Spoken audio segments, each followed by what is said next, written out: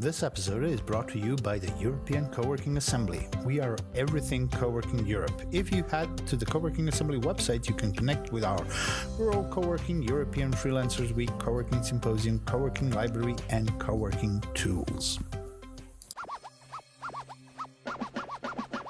Hi, good afternoon, and welcome to our panel. This panel is about inclusion, diversity, equity, and accessibility as a driver of growth in co-working spaces and their communities. My name is Janine van der Linden. I'm one of your moderators, and I'll introduce myself, and then I'll introduce my co-moderator, Ashley. I'm the founder and chief cook and bottle washer for De Kamer, a network of 8 co-working spaces in the Netherlands. I am also involved in the organization of the European Coworking Assembly, which in part supports this particular panel. And I am, in addition, I think, the longest sitting director of Open Coworking, which is a global nonprofit organization whose mission is to protect and preserve the community property of the co-working movement. My co-moderator today is Ashley Proctor. Hi, Ashley. If there is anyone in co-working who really, honest to God, does not need an introduction, it is definitely Ashley Proctor, but I will do my best. Ashley Proctor is the initiator and power behind Creative Blueprint in Canada, where she combines the interests of many stakeholders from government, business, communities, collaborators, artistic communities, and creates custom solutions to the problems that address all of the needs of the stakeholders. The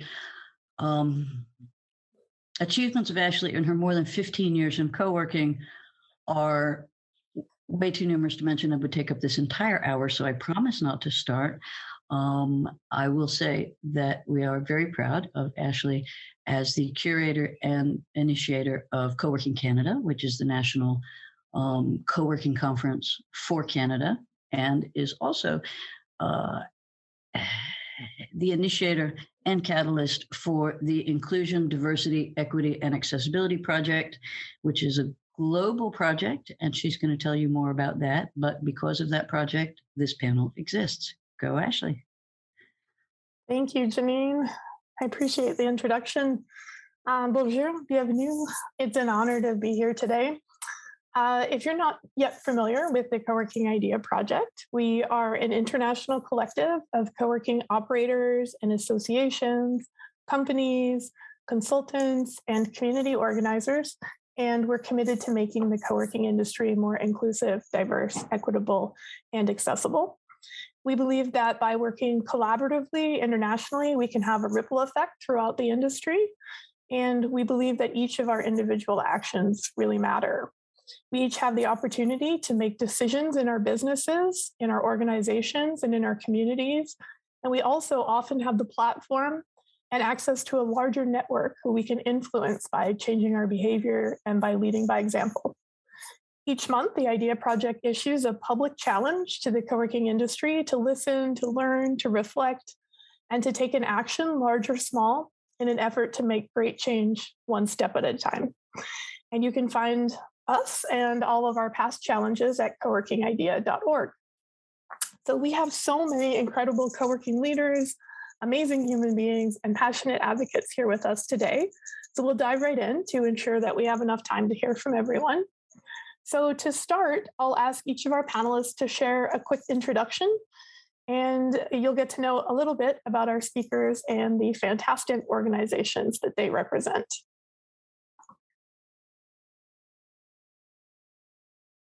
Let's start with Pauline. Hi, everyone. Thanks, Ashley and Janine, for having me.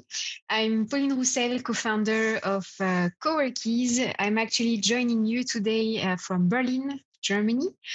And out of all things we do for co-working spaces and people gravitating around the industry, the most noticeable one recently is this coffee table book called Around the World in 250 Co-working Spaces, which is the outcome of 5 years of traveling around the world of co-working spaces.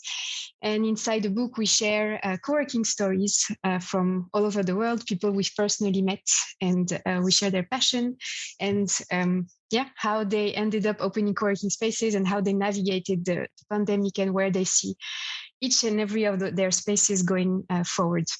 That's a little bit about me. Thanks, Pauline. Welcome, Bertie.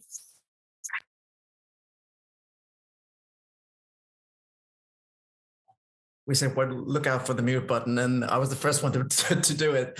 Thank you very much for having me. My name is Bertie Van Wyck. I'm a workplace specialist for Millenol. If you're unfamiliar with Millenol is a kind of collective of dynamic brands who kind of redefine modern for the 21st century by building more sustainable, a more kind of equitable, and a more beautiful future for everyone.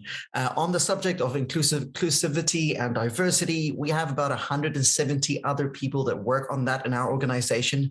I'm not the specialist in that. I'll be focusing more on specifically what you can do in your co-working space with regards to the environment, how we can redesign and create more inclusive environments and spaces. Thank you. Welcome, Mike.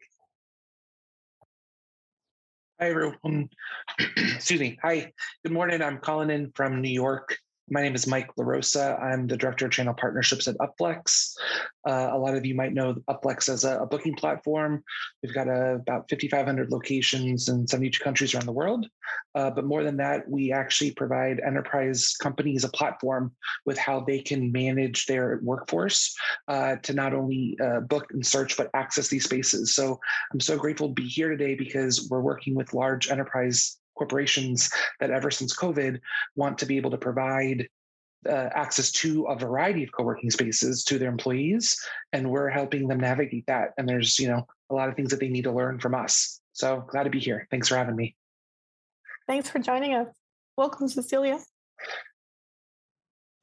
Hello, everyone. My name is Cecilia Tom. I wear many hats, but today I am wearing the hat of founder of MOB, stands for Makers of Barcelona. And we are one of the first large-scale maker and co-working community here in Barcelona. And I am here to contribute whatever I can today. So thank you for having me. Thanks for being here. Welcome, Miro. Hello, everyone. My name is Miroslav, and I'm originally from Sofia, Bulgaria. That's Eastern Europe.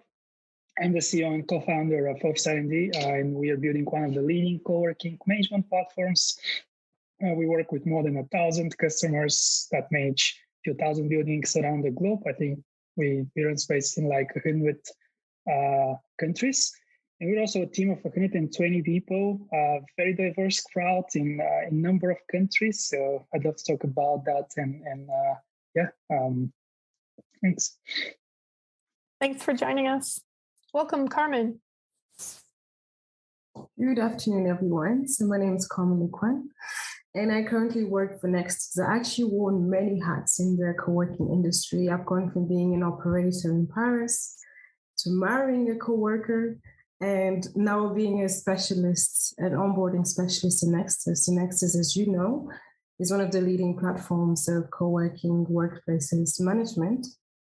And my function is really to help customers, to be the front line of customers, helping them save time and resources, automating a lot of their actions, but also making their lives easier. So I'm here really to help them for existing places and new places, make their lives easier and support them on their everyday operations as a company, really. And Nexus is really known throughout the world as a cloud platform with over 90 countries that we cover and over 200,000 spaces. So in terms of an international background, and in terms of like being a diverse team, our clients represent a lot of that, but also our internal team does too. Thanks for being here. Welcome, Hector. Hey, good morning from New Jersey, Jersey City, New Jersey. I'm Hector Colonas. I'm actually a South African Cypriot who got here via the UK. So lived in many places and also wore many hats like most folks in co-working. I actually landed up in co-working back in 2013. Do you remember that far back? There was a huge bail-in Cyprus. I landed up launching co-working spaces by mistake in old ad agencies. And I was there that I realized that co-working communities had this huge power to change the neighborhoods that they were in. And I said, I'm going to be in this industry. I wanted to be involved with it. I followed that passion first to the UK and now over to the US. Since 2013, I've supported well over 1,000 communities, both with launching, promoting, filling, running, and all the tech that goes behind the scenes. But today you'll find me leading the team at Syncaroo, which we work to connect all the pieces of the tech puzzle so that you can focus on the people and not on the tech connections. But you also find my newsletter called This Week in Coworking going out every Thursday morning, summarizing all the great news and celebrations from across our industry, because there's a lot happening that's just being ignored or forgotten by the public and the big media. So thanks for having me here. I'm excited to be involved with this conversation, and thank you for getting this onto the stage at Coworking Europe. Thanks for joining us. Welcome, Shazia. Hi, I'm Shazia. I'm the co-founder of Third Door. It's a co-working and nursery space that I launched back in 2010. My focus for the last 10, 12 years, 14 years even, has been working parents. How do we ensure that their needs are met in terms of how working patterns are changing? And going forward, my interest also lies very much in the intersectionality of the different groups. So you've got working parents, but then how do we attract more people from underrepresented groups, such as, I don't like using the word BAME, but within the BAME group, disabled, LGBT, and that sort of is probably the reason why I'm here, because it's very much part of the conversation about diversity and inclusion within co-working. That's just me in a nutshell. Thanks for being here. Welcome, Natalie. Thank you very much for having me. I'm Natalie DeToy. I'm joining from South Africa. I know a few have said they're from South Africa. And I work for a company called Intercom in the digital marketing and communication space. And we're all working remotely as a team. I'm also a motivational speaker, and I've also served on a number of South African, African, and international athletes commissions and a board with the role of actually setting up structures to share voice and ultimately including the main stakeholders of the athletes in these discussions and decisions which would ultimately grow sport. So sitting in the disabled side and the able-bodied side has been really interesting, in the conversations that come up with that and the different organizations. I'm just looking forward to today and growing within the co-working spaces. Thanks for joining us. Welcome, Alex. Good afternoon, everyone. My name is Alex Ahom. I'm from London, but I'm based in Hamburg, Germany. I'm a co-working founder, a future of work, diversity, inclusion, and workplace experience consultant. And I'm just happy to be here today. I think it's a great stage for us to discuss and really make some changes in the world of work. I'm super passionate about all of that. As I said, D&I, community building, and I'm really focused on where we can take work and the workplace. So thanks for having me, and I'm looking forward to the discussion today. Thank you. And I know we've taken some time here for introductions, but I think it's really important for our viewers to get to know all of these folks and know who that they can go to if they want to have further discussions offline and after this event. I also just want to acknowledge really quickly Bernie Mitchell, Jax, Tally Jelko, everyone who's helped behind the scenes to make this event happen today. So thank you to all of them who aren't on screen as well. So let's get to it. The first question: conversations around inclusion, diversity, equity, and accessibility seem to be happening much more frequently. And it's great to see this topic on the main stage at Coworking Europe this year. So are these topics coming up in your own organizations and work? If yes, which ways are you working to make your organization or staff, your team, your events, your community, or even your region more diverse, inclusive, or accessible? And if not, then why do you think these conversations are not happening? And I'd like to open that up to anyone. Can I just, I'm just going to jump in and make a comment. I think for us, unfortunately, a lot of these issues, we don't deal with it unless there is a problem, unless there's a crisis. And then we're forced to kind of handle it. And by then, a lot of times it's way too late. And we have had a couple of different experiences in that. And I have to say that, I'm really grateful for the co-working community because, from that experience, we realized that because co-working isn't a company per se, right? The co-workers aren't our employees. A lot of the kind of the framework that we know of, they don't really apply. And so with the co-working community, the code of conduct and all of these different tools that have been created, we need a new framework. And so we were basing on those things. And so I would like to see that we are more intentional in terms of dealing, handling equity, diversity, and inclusivity on a preparation basis and not as a reactive base. And so that, I just wanted to kind of contribute in that sense.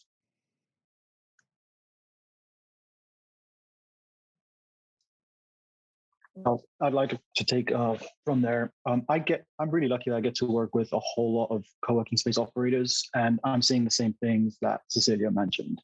A lot of folks were reactive to these situations, but over the last 12 to 13 months, we have seen more discussions happening about how do we prepare as space operators, as community builders, how do we implement code of conduct, how do we bring in best practices, how do we make sure our events are inclusive and are giving opportunity to people within our neighborhoods who may not feel represented in our spaces. So the conversations are definitely happening. We also host a weekly call over on Clubhouse, and these topics keep coming up, regardless of what the news is, but looking at how it affects, how huge funding rounds affect the people who use those spaces or who use those communities, and how does it connect and diverge people who want to engage with that community. So the conversations are definitely happening. There's still, of course, a lot of work to be done, but it is moving to that proactive instead of reactive stance. So I'm really glad to see that.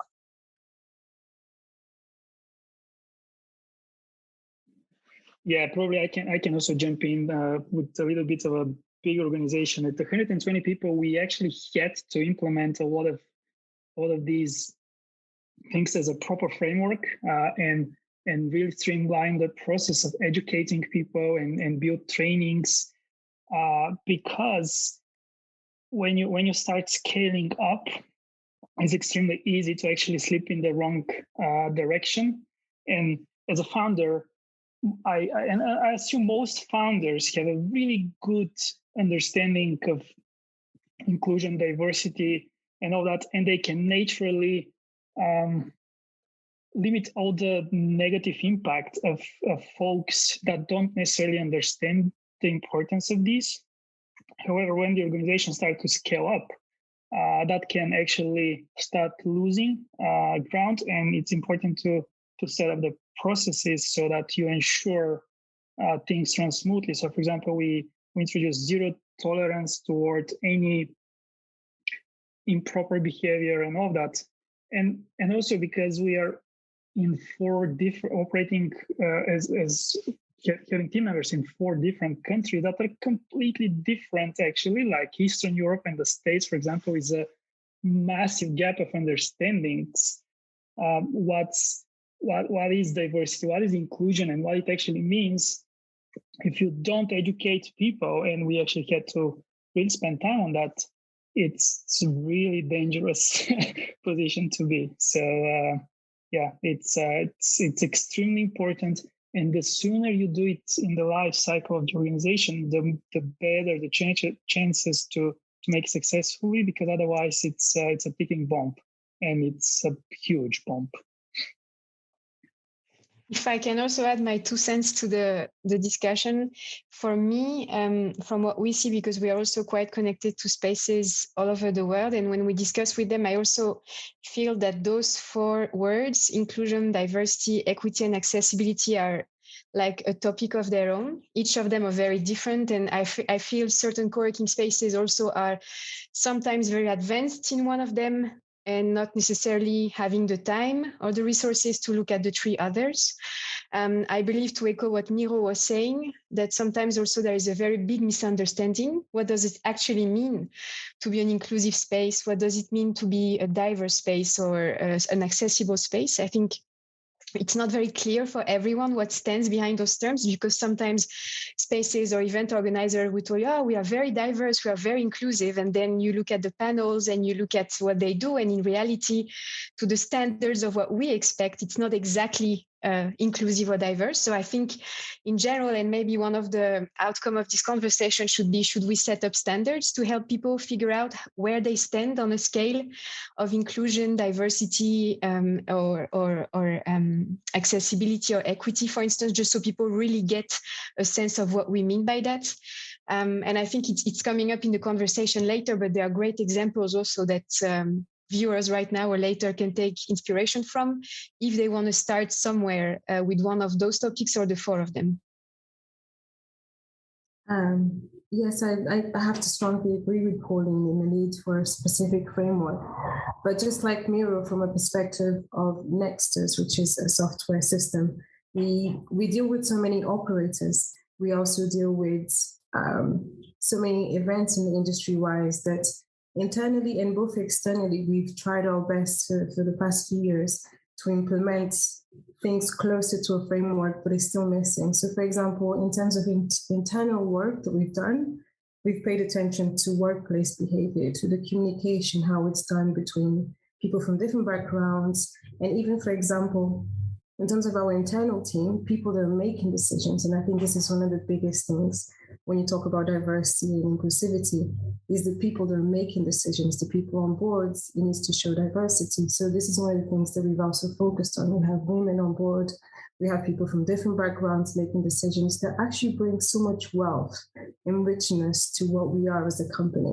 And then externally, because of course we've been 10 years in industry, we've actually had the ability to work with operators. So for example, in London, there's a great community, the Urban MBA. So we are involved in like recruiting and hiring people from the co-working spaces and actually attending these shows and showing that not just because we are a software and not so much an operator that we cannot do something, but I definitely agree with Pauline when she mentions the framework. And I think as a result from this whole conversation, if at the end, right, in a couple of months or a couple of years, we could come up with an excellent framework that of course will be a work in progress. I think that will be one of the biggest achievements we'll have as an industry. Hi, I wanted to add to Pauline and Carmen's points. With co-working, a lot of it comes to design as well. So if we imagine that the default for most design in office spaces is men, white men, and then go from there. So for example, women, they react to temperatures differently to men. If anyone's read Invisible Women by, I always get the name wrong, is it Carolina Criez Perez? But she talks a lot about the gender data gap and how offices aren't catered towards women. And then if we look at intersectionality and like, for example, working mums, have they got a space where they can go if they need to pump milk, or even if their baby's nearby, can they breastfeed? And then if then we're looking further into intersectionality and say we're looking at people who are religious, say Muslim, is there a prayer room for them that's clearly marked that they can go to without asking or saying, oh, can I, what we don't want them to say is, oh, can we use that meeting room and go there? It should be clearly marked. They're just a few examples of where design comes in and how intersectionality works throughout that and just in those different layers. And that's just like a massive topic. I can go on, but I just wanted to give a few examples. If I may add, go ahead.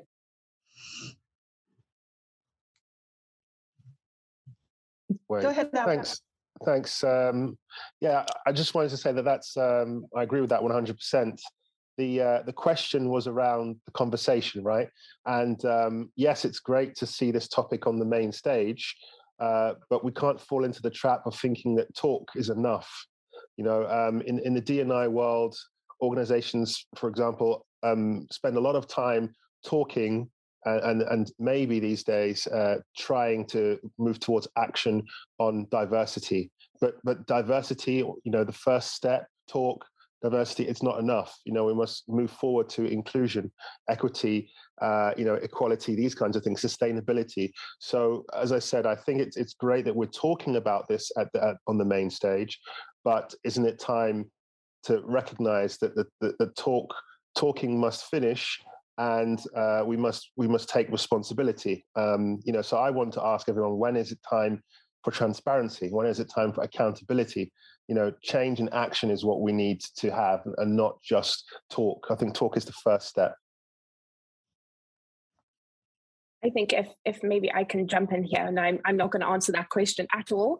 I'm going to move that on, but ultimately, I think there's something that's really interesting and something that we've come across, and that is ultimately how tight do you make the rules and regulations, or every culture is very, very different. So, for example, here in Africa, to try and get females on a stage as a director is really, really challenging.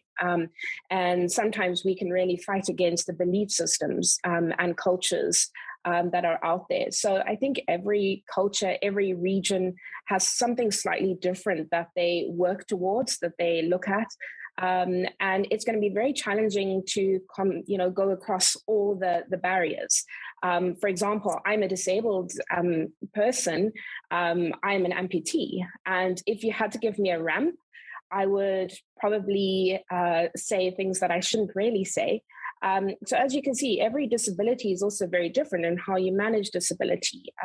What is equity? Is it equality? Is it equity? A lot of speakers have spoken about, the understanding of exactly what the terms mean. And I think in every region, they will mean something slightly different to the people that come into your workspaces. That, here in South Africa, I've gone into a number of spaces that are so different. Some you just walk in, order a cup of coffee and you sit down. Some are more controlled, and every workspace is completely different. So I think it's also being able to listen to the other person or the people that are actually coming in, your clients, and understanding what it is, what is the culture that you'd like to bring about. And maybe if I could put it out there that, the group does, sit together and put together a few ideas of what can be done or what shouldn't be done or what should be the right words. Well, I think that gives us an excellent transition to our second question. I think that because the questions always come up immediately, we have been doing at the European Coworking Assembly these kinds of events and discussions for some time, and this is where the conversation goes. It goes to the how. First, we talk about the what, we talk about the why, and we talk about the how.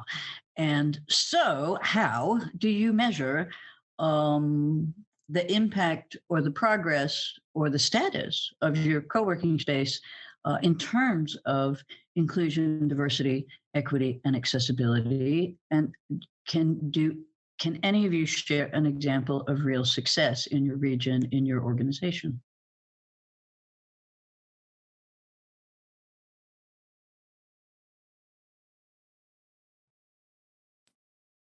So maybe I can jump in and just, I don't work in a co-working space, but we have really seen the positive nature of actually speaking with people that are part of your stakeholders. Having calls or taking a questionnaire or going around and, spending a minute or 2 minutes asking. And for example, in our case, it was about classification in sport, for example. And, everyone was complaining that it's unfair and that there are some disabilities that are in classes that shouldn't be, etc. So I think it's to include everyone in the conversation in some shape or form, that it's not always about the top-down approach, but it's about the bottom-up and bringing together the thoughts and ideas. And ultimately, getting everybody on board and taking them on that journey as well, so that they also understand that you care and that you want them to have the best experience possible. Just to add on what Natalie was saying, I also feel sometimes the topic is so important and so big that for a lot of operators, it's a little bit stressful to start tackling this issue. So I would also say that you can start as small as you can. There are no big or small actions. Actually, every single action counts if you want to start somewhere. And I think reaching out to communities like European Coworking Assembly or like regional communities like, I don't know, Coworking Deutschland or Switzerland, and ask them to highlight or direct you to coworking spaces who have already walked that walk and who can maybe mentor you or guide you somehow, somewhere is already a good first step if you're interested in going into one of those directions and understand how you can do that. But I would also like to point out that you shouldn't do it for the wrong reasons, because sometimes I feel co-working spaces would use it as a marketing tool. And I think this is not okay. You have to do it because you believe in it and not because you want to use it. You can, of course, be proud of yourself and proud that you're doing it. But I think afterwards, using it just because it's marketing, but you don't really believe in it. For me, this is also where I want to like kind of draw a line, that you have to really understand where you want to stand on this. Yes. Herman Miller and Millennial, we do, I think, almost 50 quarterly reports on inclusivity, which we share globally. If you're interested, you can just Google A Better World and Herman Miller, and it'll give you some insights, and there's some reports that we constantly publish. There's also some ideas on how to be more equitable, more inclusive. It'll share all these informations, even things like committing some of your spend into kind of diverse groups, making sure that if you have money to spend, if you're going to go get some resources, make sure that it goes to women-owned organizations or diverse-owned business organizations. So there's loads of these ideas. If you just go for try and Google it, there's some great ideas online that we share. I'd also just like to add here for some folks who are looking for challenges that they can take on the coworkingidea.org website. Each month there's a new challenge. And if you're interested, for example, in how to make your space more accessible, Ivana Poussier and David O'Koyman created a challenge this year with a checklist to go through your space and look at all these different elements. And obviously it doesn't touch on everything, but each month there is another challenge and checklist that you can use as at least a starting point for conversation and taking action to measure your impact as well. I mean, if I may, I'd like to share a very successful case that we have managed to create.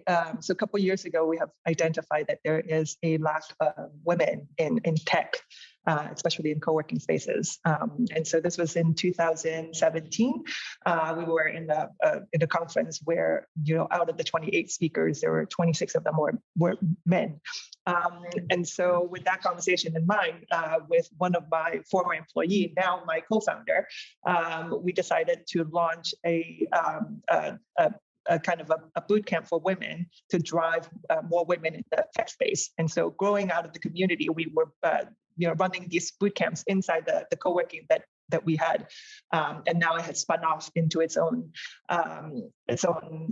startup, and now we're one of the largest women in tech community in all of Europe, and we are training more than 200 women per year in machine learning and data analytics, and launching Quantum very soon, and so we're super happy about this particular initiative.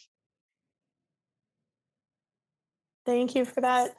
I'm wondering along the same lines if anyone might have an example of something tangible that workspace operators could do to make their communities more diverse or inclusive. What small or specific action might folks take, something they could do today, in addition to checking out the challenges that we've issued? Well, again, just to give a very basic example, we spoke previously about the endless talking about these issues. And I was recently in a series of meetings where an organization wanted to give their female members a better work experience. And they came to me because they had kind of almost hit a wall in how they could kind of make things better. And can you imagine that this 5-person team that was put together to try to make the lives of women, their female members, better in their spaces, this 5-person team, they were all men. Yeah, so it was kind of ridiculous to me. They felt that they were all very open-minded. There was a woman on the team before, but they were all open-minded, and they felt it wasn't a problem. But that is the issue. You have people who don't believe they're the problem, talking about a topic that they don't have an experience in. They don't have skin in the game.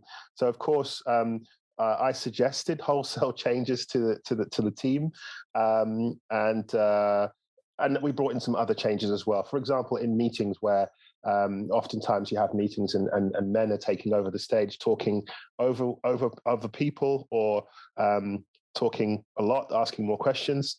And one of the things I suggested was that we can't have kind of two men speak back to back. There has to be for example, at the time, this is a while back now, but have different speakers or different genders speak, not just only men only put their hand up. So we had to kind of enforce the case that we had to make a change, because without that, it happened where men were the only ones talking in these events, or they were talking for a long time, as I am now. But the example, as I said, is we had to make changes that people didn't always find comfortable, but in the end, it made behaviors shift. I've got something else to just add around actual environments and spaces. We've been looking at inclusive design since 2014. And what happens is people design for most people, for the middle group, and then kind of trying to accommodate the edges. But when we're looking at inclusive design, it's actually designing for the edges, which means everyone gets a fantastic, wonderful experience. And when we try and do that, we try and make sure that we don't get hung up on just one group, because it's very easy to just think of just one group and then think you're doing inclusive design, but you're just thinking of one group, and the groups are many and vast. So we've got like 3 key guidelines, 3 kind of lenses that we follow. The first one is like beyond barrier free, where we look at spaces that eliminate real or actually perceived barriers of successful use. Basic things like that you can do it in these environments, provide generous circulation space, preventing unexpected kind of hazards, kind of intuitive kind of mobility, and variety and choice in these environments is absolutely key. If you really want to create a wonderful kind of good experience, variety of spaces where you can choose the temperature, you can choose how much stimulus there is, how much light there is, how much color, how much noise, how much privacy you can have, designing the surroundings, the furnishings, the tools to ensure that you have a neutral body position and it's easy to reach wherever you go. Movable elements, make sure that if you have movable elements that they're very easy to kind of move and easy to control. The other thing that we talk about is, we actually feel before we think. So our senses subconsciously kind of read the world around us. So when we're looking at environments, we want products that are clearly communicate their function and the direction that they're pointing and their purpose. We shouldn't have to figure out what's happening in that space. It should absolutely be automatic for us to figure out, this is exactly what the purpose is for. This is how I can use it through colors, through textiles, through the textures that we actually use within these environments and these spaces. And sometimes it can be something as simple. In your co-working space right now, you might have a beautiful standing height table. And guess what? If there's no privacy screen below it, if you've got a dress, you can't actually use that environment. So we got quite a few more of these things that we talk about. There's great examples of wonderful inclusive design. Even HOK, the architectural practice, have got some wonderful things, free guides around kind of designing for neurodiversity. But the more variety and choice and really good variety and really good choices that we create, the easier and more accessible we make it for a larger group of people to use your own environment. Just to highlight. Sorry. Go for it. Just to highlight something that Bernie said in terms of accessibility of physical space, think of your website. Think of the images that you put on a website. Think how easy it is to access certain things like a search button, for example. As a platform, for example, the color scheme that we use, the directions that we put in place of the platform correspond to accessibility. Like how easy for someone that has a huge background in technology to someone that is just opening a co-working space and has no idea but needs help, how do they interact with your system? When they look at your website, can they see diversity? For example, your panel of decision makers, for example, in our company, every single department has a percentage of diversity from women, from people from different backgrounds, from different sexuality, from different abilities, for example. So I believe change first is done internally, then shown externally. So the co-working space itself, the website, how close the toilet is to people, for example, physically, and also web-orientated changes that show the first line, the front line, which will then replicate into the users, into the people that work for you, into the people that use your products and services. So let's think of change and diversity internally first.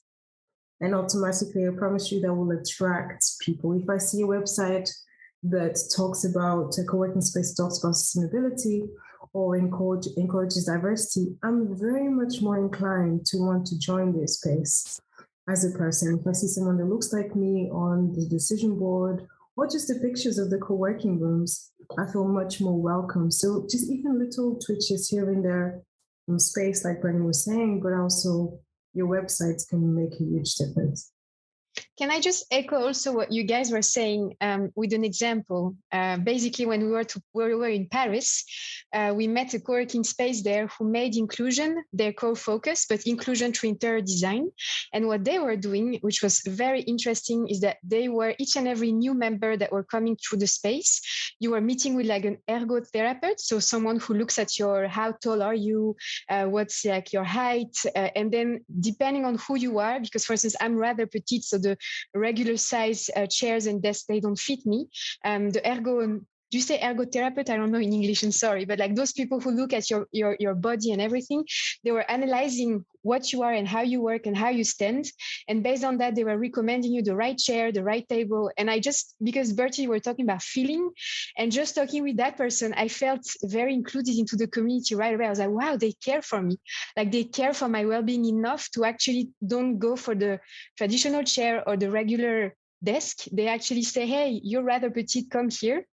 And they were doing the same through technology. And maybe here Mike and Hector have some things to add to that. But I also feel that good use of technology, or even Miro and Carmen through your platforms, but I feel that technology also in a way can make people feel way more included, and it feels more inclusive in a certain way, depending on how operators can use it. Because sometimes when you use your co-working software, there are many functionalities, but how can you look at them in a way that actually you make your community feel included and you make your community feel connected through it? So yeah, that was my 2 cents on that. Thanks, Bertie, for the reminder of that great story. Great one. I would love to visit that space just to find out what chair I'm supposed to be using, because I have no idea, to be honest. I also didn't know. But you know what? They recommended me some sort of like bow, which is I think from Kinarps or something. And it was like for the balance, and it was absolutely incredible. And the co-working space in question, for people interested, is called Kwerk, Kwerk. So that's that. When I'm there, I'm definitely going to check that out. So yeah, from a tech perspective, one of the things that I've noticed is using a very motivationally postery kind of way. If you keep doing what you've always done, you're always going to get what you've always got. So if you keep marketing through the same channels and partnering with the same brokers, the same distribution channels, you're going to keep reaching the same people you've always reached. So I'm really excited to see spaces who are looking at new ways to reach into local communities or local community hubs that don't traditionally use co-working or haven't engaged with co-working spaces much in the past, and really creating and starting those conversations. That's kind of where a lot of the work we're doing with Synchro is making sure that people can reach new things and new platforms and new distribution channels really, really easily and efficiently.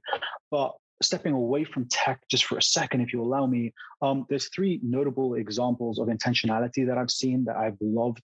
The one is, folks who are still under mask mandates using masks with kind of see-through visors, allowing people hard of hearing or people who need to lip read that ability of being able to communicate even from behind a mask. Small thing, huge feeling of feeling included and being accepted and welcomed in a space.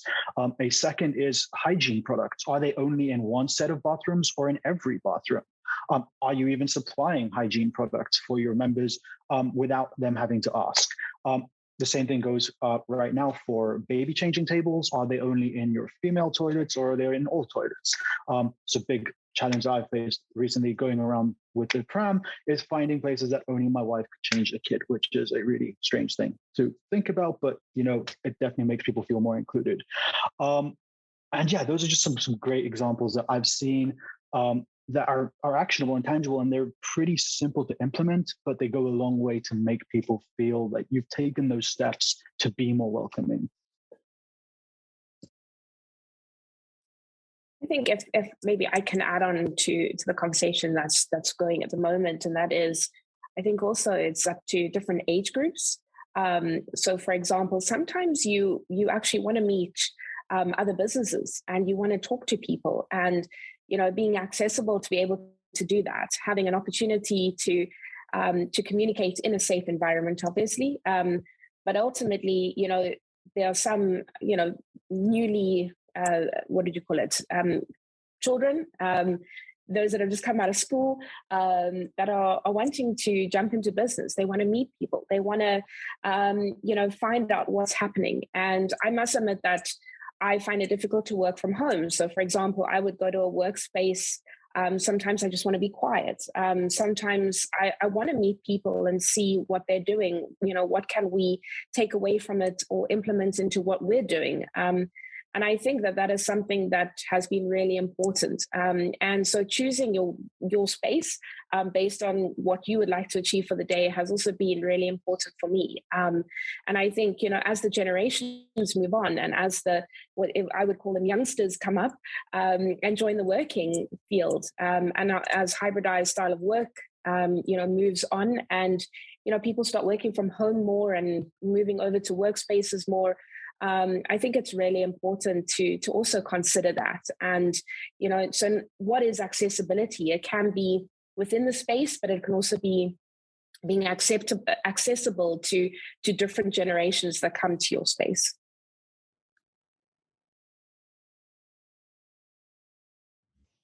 Yeah, I think that's right. So again, Natalie it's like a genius you have, Natalie, has given us a terrific transition into the last question for today, which is sort of the meat of this seminar, because we've worked our way through, what is inclusion? How do we go about it? What can we do? How can we measure it? And so here's the meat of the question. Many companies focus primarily on growth and profit, particularly large ones, but some of them are starting to wake up to expanding markets, the benefits of that. Engaging in providing services to new and a more diverse set of members. So can you make for me a financial case for diversity and inclusion? And we're going to start with Mike. Yes, for sure. You can make a case. So it's really fascinating. I've worn many different hats in the co-working world, right? Recently, I've been engaging with kind of commercial real estate, large enterprise organizations. And just a few weeks ago, I was at like the first, in-person conference, everyone's back. And the number one question or the topic was about accessibility. And everyone's like mind was kind of like blown, like it was like something new that they were kind of, talking about, not so much within their own space, but accessibility for where all of their employees want to work, which is, guess what, not in the office, right? And so this is why I think it's so fascinating that really co-working's time has come. A lot of these people on the screen with me are dear friends, but like we're early adopters, right? We've been beating this drum forever. Corporate America now knows that they have to follow certain kind of minimums that their employees, but more importantly, their customers expect of them. And that's, we see that in developing these different DEI initiatives. But, I respect what Pauline said. You have to be respectful for marketing. You don't want to lead your marketing with the fact that you do these things, but a little kind of shameless plug to Hector, you want to make sure that when you do something, it's properly acknowledged, right? And so when, spaces have all these different listing platforms, where all these companies are turning to use to funnel their employees through, if your profile is not properly updated on every single listing profile, or if you don't have these things, and I'm kind of speaking to the folks at Nexus and Office R&D, there's different things that you can add to your your software where the space operators can acknowledge what type of locations they have, what type of amenities they provide. Because we're seeing that employees, it's really fascinating, they're searching for space for far different types of reasons than we ever expected. They're not just picking a space because they want a sales meeting for 10, or maybe they want to pick a space for a certain meeting that's in a female-focused co-working space, or maybe they want to have a space where they know that in the US, I think there's a lot more buildings that might have accessibility built in, but I know not everywhere in the world has like ADA mandates, right? So if you're trying to book a meeting, you need to make sure that to Natalie's point, we've had a conference, actually, there was a co-working conference that wasn't accessible. And I remember attendees had to carry someone in a wheelchair up 2 flights of stairs, right? Because it wasn't noted on the conference site and no one even thought to ask that question. And so, it's one of those things where it's really important that you do it, but then it's how do you not just market it, but the business case is very simple. If you don't have some type of element that provides a welcoming, safe space, you're not going to be considered. And we all know that like the quickest way to lose business is not to be on that list. And so it's doing good or doing well by doing good, or doing good by doing well. Like, you're not doing it for the business intentions, you're doing it because it's right, but it also helps bring your space to someone considering. Sorry, I hope I didn't run on. Just on that, I just want to say, I think it might be slightly dangerous to build a financial case for inclusiveness. And just in my view, inclusive design is already good design and it creates a great experience for everyone. But when you start building a financial case for it and potentially not hitting it, then people might even lose interest. I think it's a very, very difficult thing. It's a great thing. It creates a better experience for everyone. That is kind of the focus point for me. The financial case, I think, is a little bit difficult because I pretty much think, and I work with massive corporates all around the world. Co-working is purely part of the answer of creating an equitable experience for everyone. So for me, that should be a really big focus, specifically because co-working is an answer for a lot of corporates to creating a better equitable experience for their employees. Definitely. Well, to wind it up, because we're running out of time, I have to say that I have a somewhat different perspective. And I think at this moment in time, we can no longer make a financial case for non-inclusive business. We can no longer make a case for non-equitable business, non-diverse business, non-accessible business. We can't maintain this model. We have real pressing crisis level concerns by excluding, let's face it, add up all the marginalized folks, and we are excluding the majority of working people around us.